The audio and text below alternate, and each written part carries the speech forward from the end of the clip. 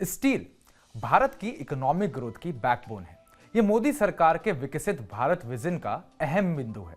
ये बातें केंद्रीय कोयला एवं खाद्य मंत्री किशन रेड्डी ने मुंबई में स्टील इंडिया 2025 के छठे समारोह को संबोधित करते हुए कही।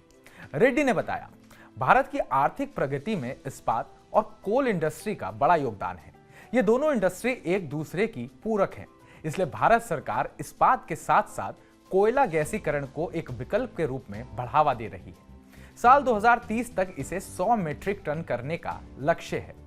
जी किशन रेड्डी ने कहा, इंफ्रास्ट्रक्चर के क्षेत्र में भारत हर साल नए कीर्तिमान गढ़ रहा है।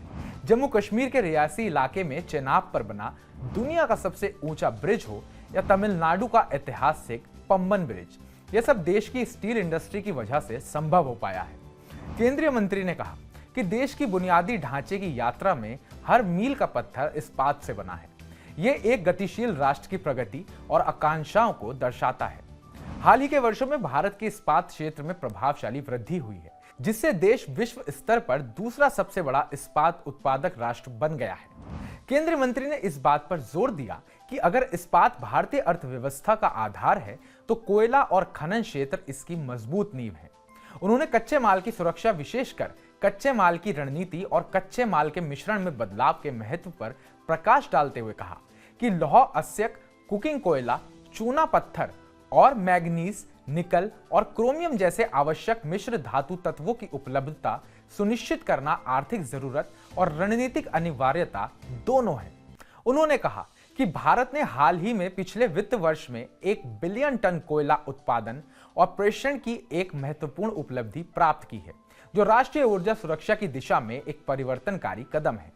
ऊर्जा सांख्यिकी 2025 से पता चलता है कि कोयला भारत की कुल ऊर्जा जरूरतों का लगभग 60% और इसके विद्युत उत्पादन का 70% हिस्सा बना हुआ है। रेड्डी ने इस्पात निर्माण में महत्वपूर्ण कुकिंग कोयले के बारे में बताया कि इस्पात उत्पादन लागत में इसकी हिस्सेदारी लगभग 42% है।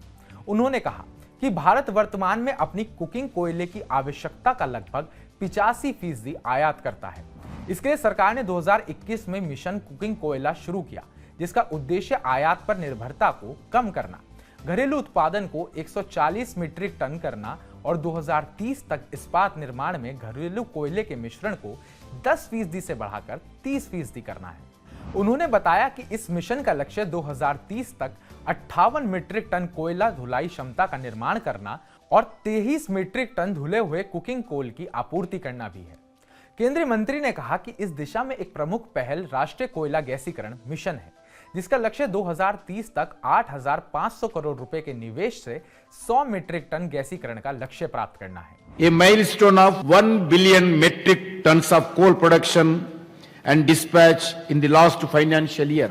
This is not a ordinary achievement, but a massive still towards strengthening our energy security. The recent released Energy Strategies 2025 statistics states that even today approximately 60% of our total energy needs and 79% of our power demand are met through coal. While efforts to strengthen renewable energy sources, coal will continue to remain central to our energy security. For the steel sector to grow, the coal sector must grow alongside, emphasizing on what Honorable Prime Minister stated at this India 25 Steel Conference. राष्ट्रीय इस्पात नीति 2030-31 तक 300 metric ton और 2047 तक 500 metric ton उत्पादन क्षमता प्राप्त करने का लक्ष्य रखा गया है।